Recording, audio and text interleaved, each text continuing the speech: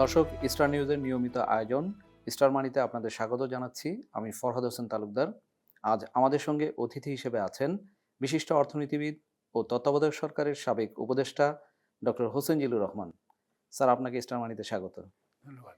Sir, প্রথমে জানতে চাইব, এই যে নতুন সরকার নির্বাচিত হয়ে এসছেন, একটা অনিশ্চয়তা ছিল জুলাই আগস্ট গণ অভ্যুত্থানের পরবর্তীতে। তো সেই অনিশ্চয়তাটা কি এখন কেটেছে কিনা, এবং অর্থনীতি এখন আসলে কোন দিকে টার্ন নিচ্ছে বলে আপনি মনে করছেন?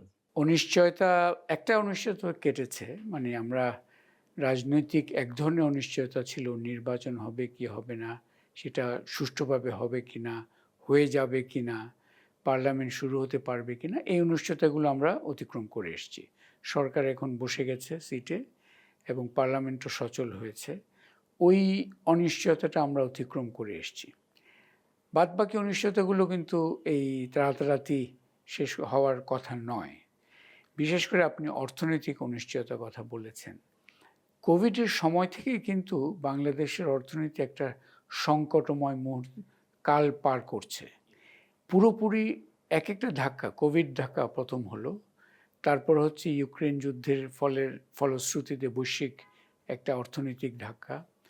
পরবর্তীতে এই যে জুলাই অগাস্ট যে গণ অভ্যুত্থান হলো, তার মাধ্যমে একটা অন্তর্বর্তীকালীন সরকার আসলো, সেইখানেও আরেক ধরনের অনিশ্চয়তার বিষয় ছিল। বিশেষ করে ওই যে রাজনৈতিক অনিশ্চয়তার একটা বিষয় যেহেতু ছিল, তার প্রভাব অর্থনীতির উপরও পড়ছিল। এবং এখন শুরু হয়েছে এই যে আমেরিকা এবং ইসরায়েলের আপনার ইরানের উপর যে আগ্রাসনের একটা যুদ্ধ শুরু হয়েছে, যার ফলশ্রুতিতে বৈশ্বিক জ্বালানি বাজার অ্যাকচুয়ালি চরমভাবে অস্থির। সো সেই অর্থে কিন্তু একটা সংকটময় কাল চলছে বেশ কয়েক বছর ধরে, এবং নতুন একটা সংকট এখানে সংযোজন হলো। কিন্তু আমরা তো সবসময় সংকট মোকাবেলার কথা বলি, এবং নতুন সরকার যেহেতু আসছে, তার মানে যে নতুন উদ্যম আছে, নতুন টিম, নতুন ভিশন ইত্যাদি ইত্যাদি আছে আর কি। কিন্তু তার একদম শুরুতেই অপ্রত্যাশিতভাবে এই যে জ্বালানি সংকট যেটা দেখা দিল, এবং তার ফলশ্রুতিতে আমাদের সার্বিক অর্থনীতির উপরে যে একটা চাপ তৈরি হলো, এটা অনেকটা কমপ্লিকেট করেছে আমাদের যে অর্থনীতিকে একটু স্বস্তির জায়গায় নিয়ে যাওয়া। তো আমি যেটা দেখব যে অ্যাকচুয়ালি স্বস্তির জায়গায় যাওয়া গেছে এভাবে কোনো মতেই বলা যায় না। আমরা রাজনৈতিক অনিশ্চয়তার একটা স্তর শুধু অতিক্রম করতে পেরেছি। তাহলে স্যার, এই অর্থনৈতিক যে অনিশ্চয়তা যেটা বলছেন, ইরানের যে যুদ্ধ এবং মধ্যপ্রাচ্যের উপরে যে বাংলাদেশের যে নির্ভরতা, প্রধান দুটো নির্ভরতা হচ্ছে জ্বালানি আমদানি এবং রেমিটেন্স। তো আগামী দিনগুলোতে এখনও আজও পর্যন্ত যদি আমরা দেখি, তাহলে যেটা হচ্ছে যে নিশ্চয়তা আমরা দেখতে পাচ্ছি না। মধ্যপ্রাচ্য যুদ্ধ নিয়ে যে ধরনের শান্তির দিকে যাওয়ার কথা ছিল এই যুদ্ধ বিরতির পর, সেদিকে যাচ্ছে না। তাহলে ভবিষ্যতে বা এটার কনসিকুয়েন্স বা প্রভাবগুলো বাংলাদেশের অর্থনীতিতে কিভাবে পড়বে? না, এগুলো তো সুদূর প্রসারী প্রভাব পড়তে পারে। সেটা একটা নির্ভর করছে কতদিন এই দীর্ঘায়িত হবে। এবং আমরা তো যারা এগুলো চালাচ্ছেন যুদ্ধ, তাদের কথাবার্তায় তো কোনো আমাদের ভরসা রাখার কোনো জায়গা নেই। একেক দিন একেক বক্তব্য আসছে সেই হিসাবে। তবে আমি এখানে যেটা বলবো যে এটি একটি অনিশ্চয়তার বটে, যে আপনার জ্বালানি সংকটের কারণে, এবং মধ্যপ্রাচ্যের ওই যে আপনি যে অন্যটার কথা বললেন যে আমাদের রেমিটেন্সের উপর কোনো ধাক্কা লাগবে কি না, সেটা হয়তো এখনও লাগার মতো সময়টা হয়নি। হয়তো ভবিষ্যতে দেখা যেতে পারে কেমন লাগতে পারে। তবে অর্থনীতি নিয়ে এই একটা নতুন সরকারও এসছে। অর্থনীতি আলোচনাটা শুধুমাত্র এই মুহূর্তের সংকট নিয়ে আলোচনা করাটা ঠিক হবে না, এবং তাহলে আমরা কিন্তু অর্থনীতি পুনরুদ্ধারের জায়গাটাও যেতে পারবো না। একটি বিষয় আমার মনে হচ্ছে এই সরকারের মানে অন্তর্বর্তীকালীন সরকার থেকে এই যে রাজনৈতিক সরকারে আসলাম, একটি পরিবর্তন এটা বলার মতো যে অন্তর্বর্তীকালীন সরকারের সময় অর্থনীতির মনোযোগের কেন্দ্রবিন্দু ছিল সামষ্টিক অর্থনীতির ভারসাম্য, এই যে স্থিতিশীল করা ইত্যাদি। রিজার্ভটাকেই অন্যতম একমাত্র সূচক হিসেবে দেখা হচ্ছিল যে আমরা ঠিক আছি কিনা। সেটা করা গেছে এবং বটে। তারা রিজার্ভকে একটা অবস্থায় নিয়েও নিয়ে এসেছিল। গেছে, কিন্তু ওটার একটা কারণ হচ্ছে যে অর্থনীতির গতিটা কিন্তু আবার স্থবির হয়ে গেছিল। বিনিয়োগ তো ছিল না। যার ফলে ওই যে ইম্পোর্ট ডিমান্ড যদি কম হয় তখন রিজার্ভের উপর টানটাও কম অ্যাকচুয়ালি সেই হিসাবে। তবে আমি যেটা নতুন সরকার এসে ওই জায়গায় একটা পরিবর্তন এসছে যে অর্থনৈতিক পুনরুদ্ধারকে ওই সামষ্টিক অর্থনীতির স্থিতিশীলতা করা ছাড়াও অর্থনীতির পুনরুদ্ধারটা একটা গুরুত্ব পাচ্ছে। সেটা সেটা অবশ্যই একটা পজিটিভ থিং যে আমরা এই এই বিষয়টা আগে এই প্রায় ১.৫ বছর এটা তেমন সেইভাবে গুরুত্ব পায়নি। এই যে এন্টারপ্রেনিয়রদের সাথে কিছু বৈঠক দেখলাম প্রধানমন্ত্রীর, এবং আপনার তারাও বলছে কিছু ইয়ে করে প্রস্তাব দিচ্ছে ইত্যাদি। সো এটা একটা পজিটিভ দিক। কিন্তু একটা বিষয় যেটা আলোচনা একেবারে আসছে না, ২০১৪ থেকে ২০২৪ এই যে ৩টি নির্বাচন যেখানে বিতর্কিত ছিল, মানে জনগণের অংশগ্রহণ ছিল না, এই ১ দশক যেখানে আমরা বলছি কর্তৃত্ববাদী শাসন ইত্যাদি, ওই সময়কালে অর্থনীতির মারাত্মক কিছু বলা যায় যে স্থবিরতার এবং ঝুঁকির বিষয় তৈরি হয়েছে। একদম শুধু তৈরি হয়নি, খুবই গেড়ে বসেছে। সেটা হচ্ছে আমাদের রাজস্ব আহরণ, আমাদের এই যে ফিসক্যাল স্পেস, ফিসক্যাল ক্যাপাসিটি, এটা খুবই দুর্বল অবস্থায় আছে এবং এখনও আছে।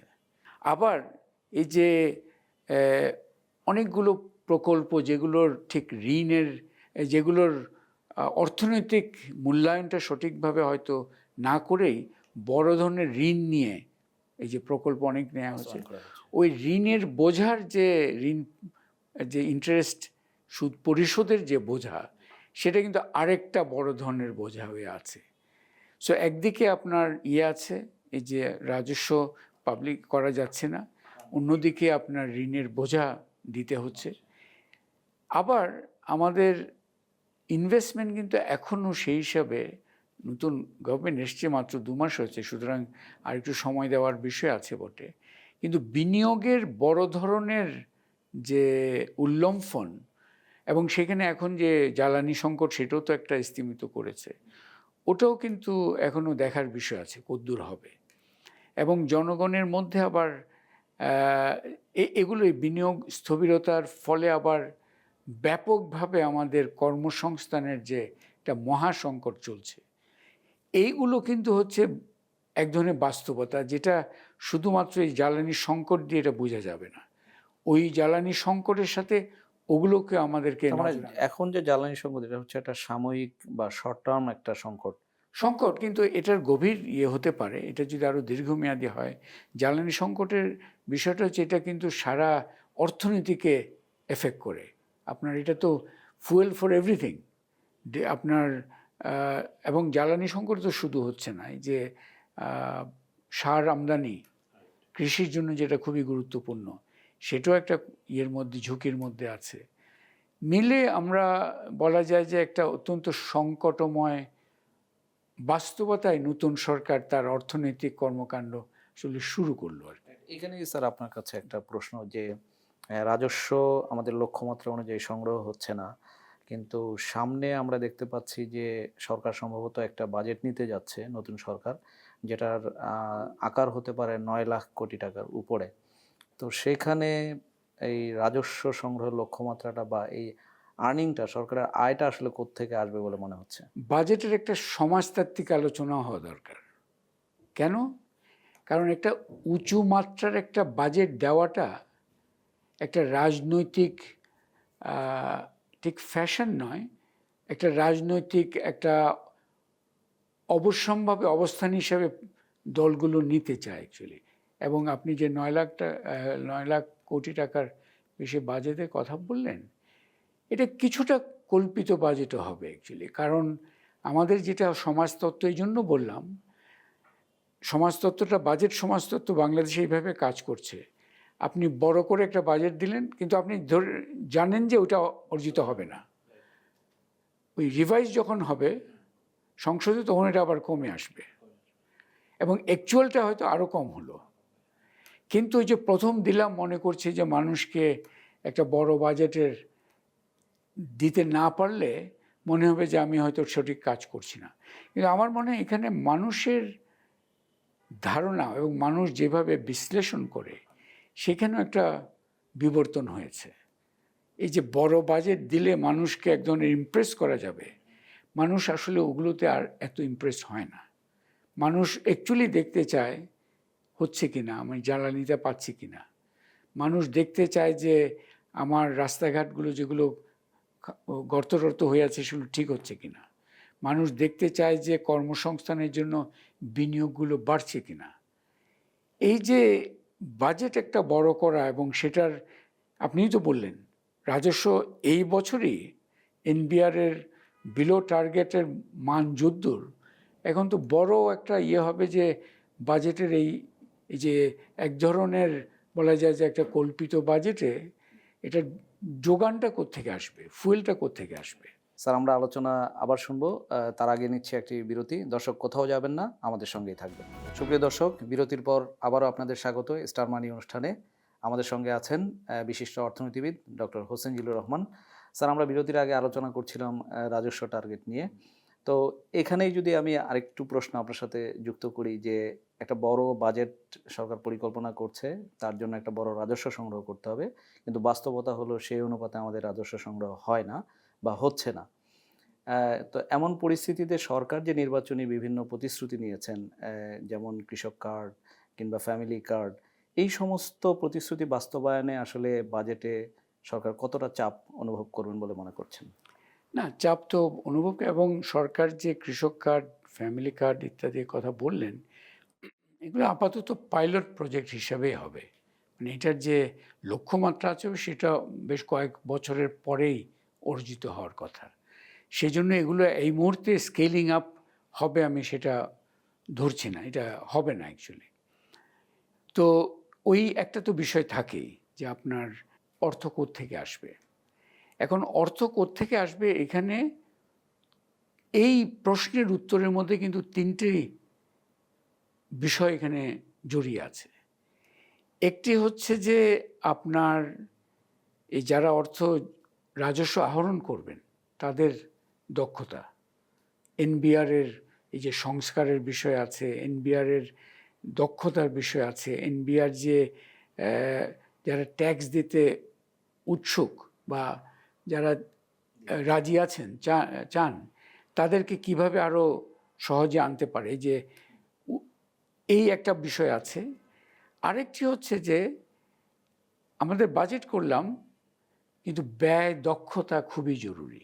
আমরা অনেক সময় বলি যে সংকট আছে কৃচ্ছ সাধন, কিন্তু আসলে মূল বিষয়টা হওয়া উচিত কৃচ্ছতা সাধন নয়, মূল বিষয়টা হচ্ছে ব্যয় দক্ষতা।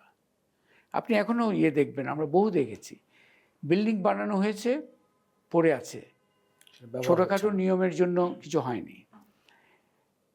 একটা ডিপার্টমেন্ট খোলা হয়েছে কিন্তু জনবল দেয়া হয়নি, অকার্যকর হিসেবে বসে আছে। কিন্তু এইখানেই তো স্যার আমাদের যেটা কথা ছিল যে দেশে একটা সংস্কার হবে, এবং জুলাই আগস্ট গণ অভ্যুত্থান পরবর্তী সংস্কারের যে আকাঙ্ক্ষা, যেটা জনগণের যে আকাঙ্ক্ষা, সেই আকাঙ্ক্ষাকে ধারণ করেই বর্তমান সরকার জাতীয় সংসদে এসছেন। তো সেইখানে স্যার আপনি কি দেখতে পাচ্ছেন? আমি রাজনৈতিক কোনো সংস্কারে না গেলাম, আমরা অর্থনৈতিক সংস্কারেই যদি থাকি, সেখানে আপনার দৃষ্টিতে কি মানে আপনার বিশ্লেষণটা কি জানতে চাইব? এখানে অ্যাকচুয়ালি যে অন্তর্বর্তীকালীন সরকারের সময় সংস্কারও একমাত্রিক হয়ে গেছিল। সংস্কারটা ছিল একটা এলিটিস্ট ডিসকোর্স, শুধুমাত্র সাংবিধানিক সংস্কারের বিষয়টাই বেশি প্রাধান্য পেয়েছিল। প্রাতিষ্ঠানিক বিষয়, যে দক্ষতা বৃদ্ধির জন্য যে বিষয়, এগুলোর বিষয়ে কিন্তু অত বড় সংস্কার ছিল না। ছিল কিছু গুরুত্বপূর্ণ, যেমন ব্যাংকের এবং আপনার ইভেন এনবিআরের একটা নীতি নিয়ে, পলিসি নিয়ে, এবং এক্সিকিউশনের যে আলাদা করার বিষয়গুলো ছিল। তো এখন এই সরকার একটা করেছে, দেখলাম যে ওই যে কিছু মন্ত্রণালয় মন্ত্রী পদায়নের সময় এক ধরনের একটা ক্লাস্টারিং ধারণার একটা দেখলাম। যেমন শ্রম কর্মসংস্থানের সাথে বৈদেশিক শ্রমিক কল্যাণ, সেই সেটাকে দুটা যুক্ত মিলে করে দেওয়া একজন হচ্ছে। মন্ত্রী আছে। আবার ইয়ের সাথে, কমার্সের সাথে ইন্ডাস্ট্রি, এটা সড়কের সাথে ইয়ে ইত্যাদি। এটা একটা একটা এই ক্লাস্টারিং আইডিয়াটা ভালো অ্যাকচুয়ালি করতে। কিন্তু আপনি যেটা প্রশ্ন করলেন সংস্কারের, একটা তো জুলাই সনদ নিয়ে একটা বিতর্ক হচ্ছে, সেটা রাজনৈতিক ওটা সংস্কার। ওটা একটা গেল। কিন্তু অন্য সংস্কারগুলো কিন্তু অন্তর্বর্তীকালীন সরকারের সময় প্রাধান্য পায়নি আচ্ছা, ওইভাবে। আচ্ছা। দু একটাই পেয়েছিল, এনবিআর একটা বিষয় পেয়েছিল, ব্যাংকিং। কিন্তু যেমন আমলাতান্ত্রিক যে সংস্কারের বিষয়টা ছিল, আমাদের যে ইজ অফ ডুইং বিজনেসের জন্য যে দ্রুততার সাথে করা, আমাদের এখানে ওয়ান স্টপ সার্ভিস ঘোষণা করা হয়, কিন্তু বাস্তবে দেখা যায় যে 10 স্টপস থাকে এবং সেটা থেকে আমরা উত্তরণ করতে পারি না। আমাদের এখানে ইনভেস্টমেন্ট বলা হয় যে সূচক দেখা হয় কয়টা এমওইউ সাইন্ড হলো, কিন্তু যেটা দেখা হয় না অ্যাকচুয়াল নেট ইনভেস্টমেন্ট কি আসলো। এই যে ইয়েগুলো, এই যে প্রক্রিয়াগত প্রসেস এফিসিয়েন্সি ইমপ্রুভমেন্টের যে বিষয়গুলো, এগুলো কিন্তু সেইভাবে আমাদের আমরা আসেনি। সম্প্রতি আইএমএফ এর যদি একটা মন্তব্য আমলে নেই, সেখানে আইএমএফ বলেছে যে এই সরকারের যে সংখ্যাগরিষ্ঠতা, বিপুল সংখ্যাগরিষ্ঠতা, সেখানে সংস্কারের জন্য একটা বড় সুযোগ তৈরি হয়েছে। তো সেখানে আসলে সরকারকে কোন কোন জায়গায় নজর দিতে হবে? এখানে এই যে বড় যে আপনার সংখ্যাগরিষ্ঠতা, এটা তো এক ধরনের একটা রাজনৈতিক পুঁজি। ইনাদের পুঁজিটা হচ্ছে যে এই যে রাজনৈতিক পুঁজিটা কিভাবে ব্যবহার হবে। কারণ আপনার যদি বড় ধরনের রাজনৈতিক পুঁজি থাকে, তাহলে সহজেই সহজ জনতুষ্টিমূলক একটা পথে হাঁটার দরকার নেই, কারণ আপনাকে মানুষ আশা করে ভোট দিয়েছে। সো এখানে ওই যেটা বললাম, অনেকগুলো কঠিন চয়েসের বিষয় আছে। সো সংস্কারের বিষয়টা আমাদের এখনও দেখার বিষয় আছে। যেটা বললাম, মাত্র 2 মাসের মতো বা 2 মাসের একটু বেশি এটা হয়েছে, তো আরও দেখার বিষয় আছে। কিন্তু এই যে 9 লাখ কোটি টাকার বেশি বাজেট, এগুলো ওই আগের পুরানো একটা সমাজতত্ত্বের মতোই হচ্ছে, একটা কল্পিত বাজেট, যেখানে কিন্তু তার ভিত্তিগুলো অত শক্তিশালী নয়, নড়বড়েই দেখা হচ্ছে। আর আরেকটা হচ্ছে যে আপনার বিশেষ করে যে কঠিন প্রাতিষ্ঠানিক সংস্কারগুলো দরকার, সেই জায়গায় জোরালো দেখতে পাচ্ছি না। এবং অন্তর্বর্তীকালীন সরকারের সময়ও এই যে আপনার প্রাতিষ্ঠানিক সংস্কার, বিশেষ করে মানে এক ধরনের আমলাতান্ত্রিক যে কায়দায় রাষ্ট্র পরিচালনার যে একটা ঐতিহ্য আছে, সেখানে কিন্তু অন্তর্বর্তীকালীন সরকারও তেমন কোনো পরিবর্তন আনেনি। এখনও সেটা আনার তেমন জোরালো কোনো পদক্ষেপ এখনো দেখা যাচ্ছে না অ্যাকচুয়ালি। আমাদের উদ্যোক্তারা চাচ্ছেন ওনার যে একটা সরকারি সার্টিফিকেট লাগবে কোনো একটা কাজে, সেটা যেন উনি নির্ভেজালভাবে, সুষ্ঠুভাবে, সহজভাবে পান।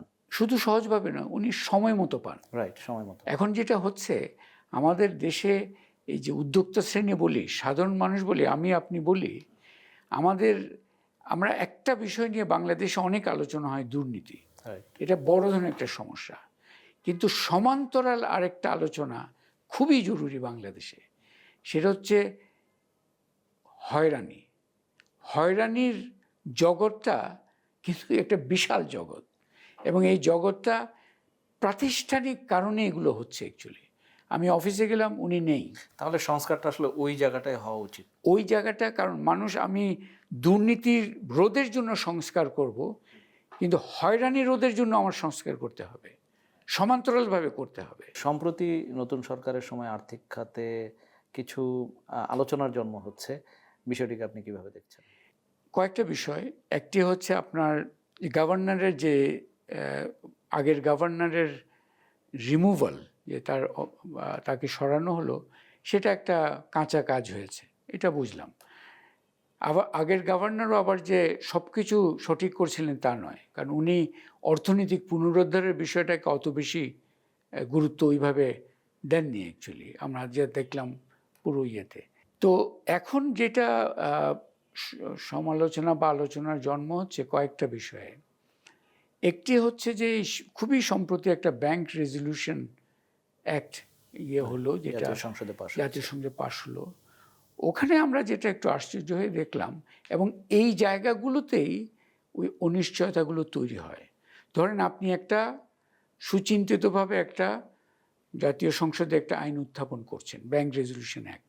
বাংলাদেশ ব্যাংক তার পয়েন্ট দিয়েছে, সম্মত করেছে।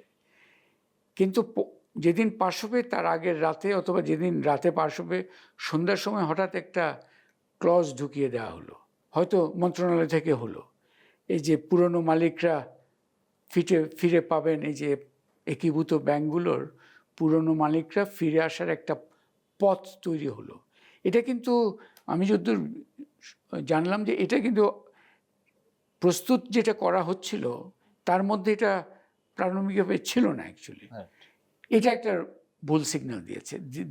একটা সিগন্যাল দিয়েছে কি, এই নতুন সরকারও কি তাহলে আর্থিক খাতের একটা মানে শক্তিশালী ভিতের তৈরি করার দিকে নজর নাই? তারা কি সেই যারা সম্পদকে এক অর্থে দুর্নীতির ব্যাপক দুর্নীতির মাধ্যমে সম্পদ পাচার ইত্যাদি করেছেন, তাদের দিকে বেশি নজর দিচ্ছেন? আবার ওই এনবিআরের যে একটা সংস্কারের বিষয় ছিল, সেটা তো তারা মনে হচ্ছে পিছপা হওয়ার একটা প্রবণতা দেখা দিয়েছে। সো এগুলো কিছুটা দিচ্ছে, এগুলো এক ধরনের সিগন্যাল দিচ্ছে যে সতর্ক হওয়া দরকার, সরকারের এই আলোচনাটা শোনা দরকার, কেন মানুষ কথাবার্তা বলছে অ্যাকচুয়ালি এগুলো নিয়ে। তা আমরা আশা করি যে সরকার সে বিষয়ে সতর্ক হবে। তো স্যার, আপনাকে অসংখ্য ধন্যবাদ আমাদেরকে সময় দেওয়ার জন্য। দর্শক, এতক্ষণ আমরা আলোচনা করছিলাম বিশিষ্ট অর্থনীতিবিদ ডক্টর হোসেন জিল্লুর রহমানের সঙ্গে। আজকে এই ছিল আমাদের স্টার মানির আয়োজন। আপনাদের অসংখ্য ধন্যবাদ।